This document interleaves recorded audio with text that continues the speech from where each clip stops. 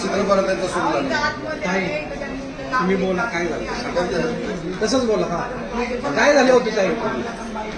भाजपच्या युवा मोर्चाचे कार्यकर्ते असतील किंवा पुरुष पदाधिकारी असतील, यांच्या घरी आया बहिणी नाहीयेत. त्यांनी त्यांच्या आईच्या पोटी जन्म घेतलेला नाहीये. त्यांना या महिला परिचित नव्हता. त्या गेल्या उचलबांगडी करून इकडच्या तिकडच्या पक्षांमध्ये, पण त्यांना दुसऱ्या पक्षाच्या महिला पदाधिकारी माहिती नाहीयेत का? हा, त्यांनी त्यांच्यावरती दगडफेक केली. त्यांचे अक्षरशः काही महिलांचे कपडे फाडले पुरुषांनी फाडले. ही पुण्याची संस्कृती आहे का?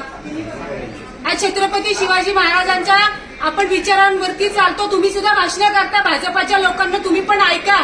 कुठल्या गोष्टींनी आपण पुढे चाललेलो आहोत? हा, जरा तरी माणुसकीच्या नात्याने तुम्ही लोकांबरोबर वागा.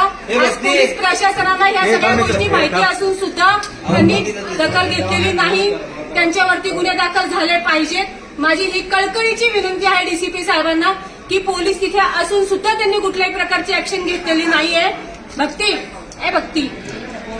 आज महिला अशा पद्धतीने घायाळ झालेल्या आहेत. आज यांनी यांच्या घरी जाऊन काय उत्तरं द्यायची आहेत? म्हणजे राजकारणामध्ये महिलांनी उतरायचंच नाही का?